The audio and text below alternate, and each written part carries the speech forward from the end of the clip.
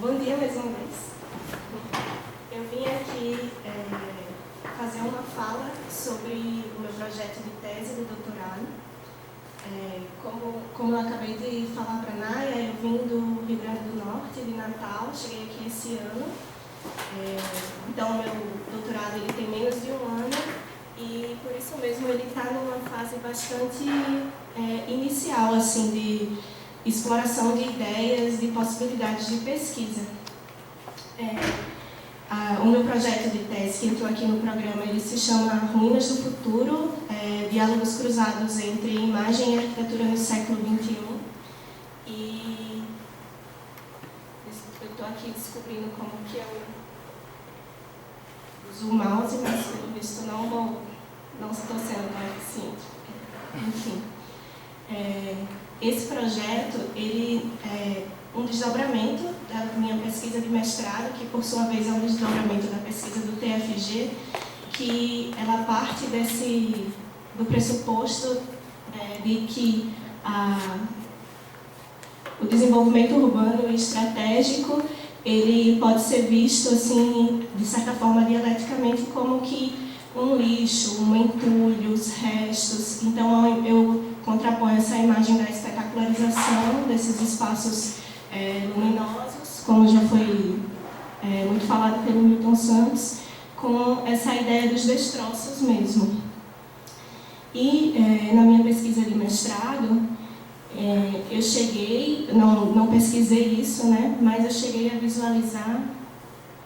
A internet aqui está um pouco difícil, né, hoje? Mas eu cheguei a encontrar algumas ruínas de empreendimentos imobiliários que foram feitos em praias da região metropolitana de Natal.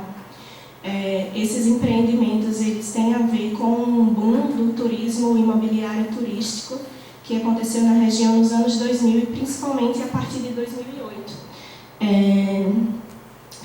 Isso aconteceu muito devido ao escoamento de capital com a crise, né, dessa época. E na cidade, esses projetos eles apareciam na mídia assim, com muito enfoque. Então, as propagandas eram com Antônio Bandeiras, com David Beckham.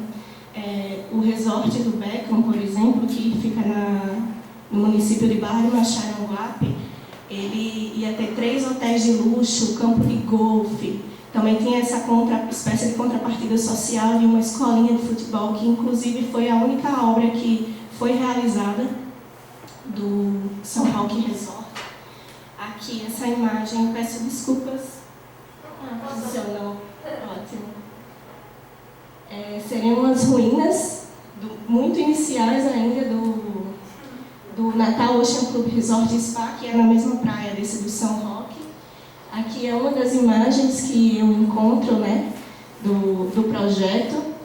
E, por exemplo, esse hotel ele fez com que mais de 300 pescadores migrassem para a construção civil na época e nada foi realizado, né?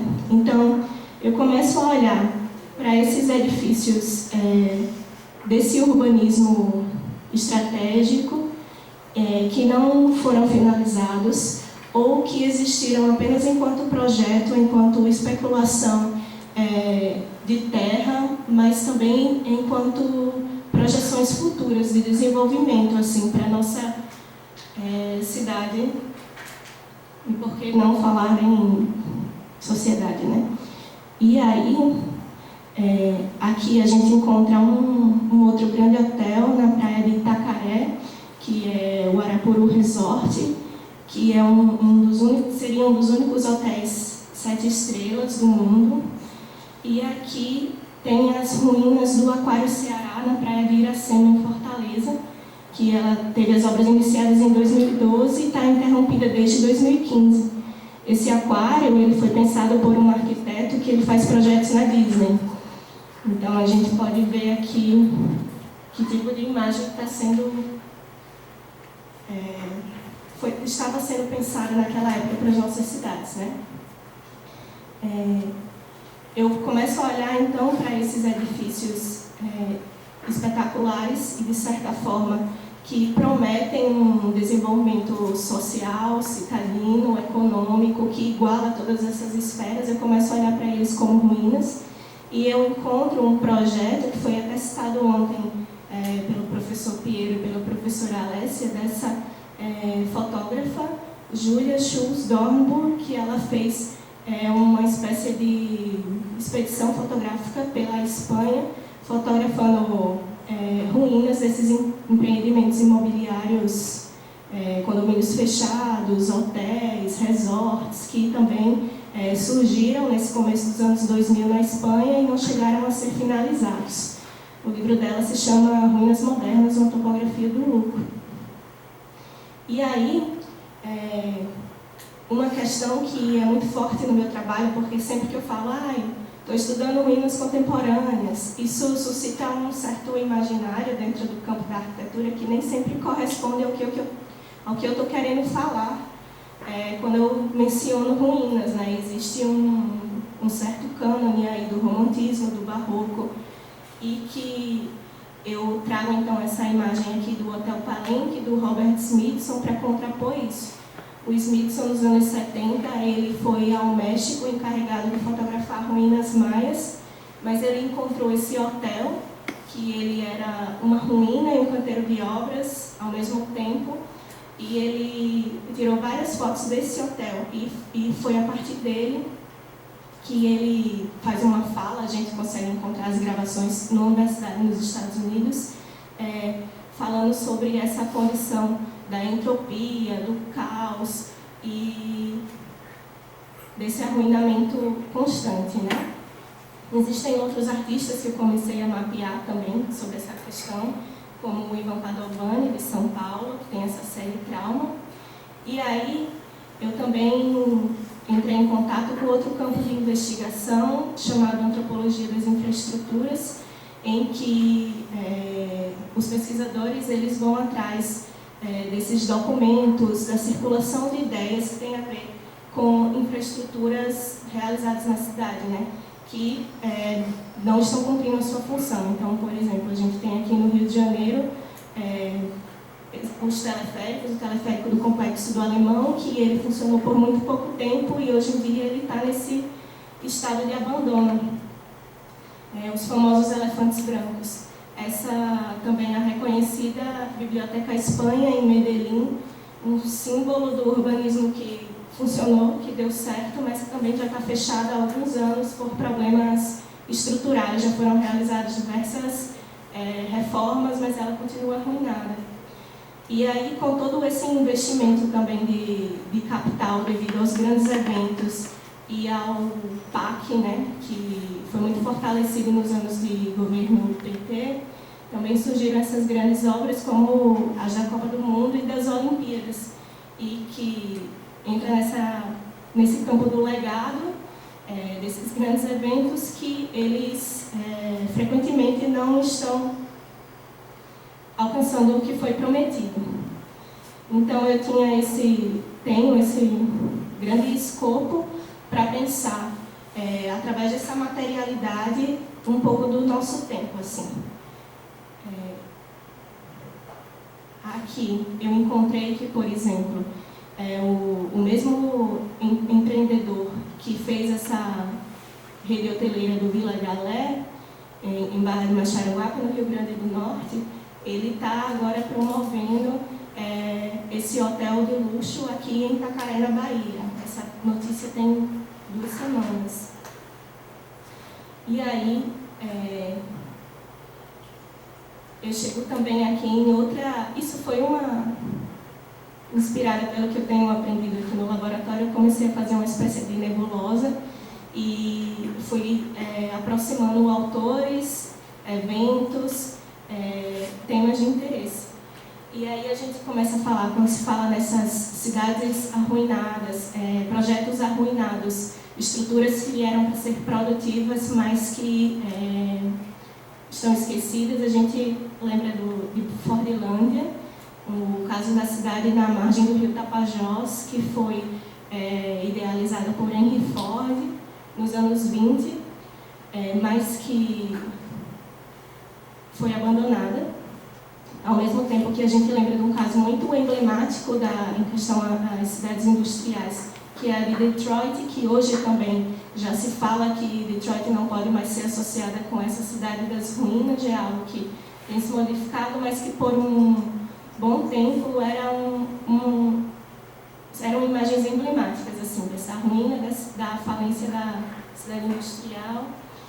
E, voltando para Fordlândia, a gente encontra que um dos motivos para que essa cidade não deu certo foi também a descontextualização de sua construção com o local em que ela estava. Então, existia aquele escopo da sociedade moderna de que eu vou chegar com uma série de estruturas que elas vão prometer um certo desenvolvimento de vida, que é o ideal e o que todos nós deveríamos almejar. E esse projeto ele não dá certo também porque ele não considera o que estava implicado nessa região. No caso, foi uma área enorme de terra que foi desmatada, na beira do rio Tapajós.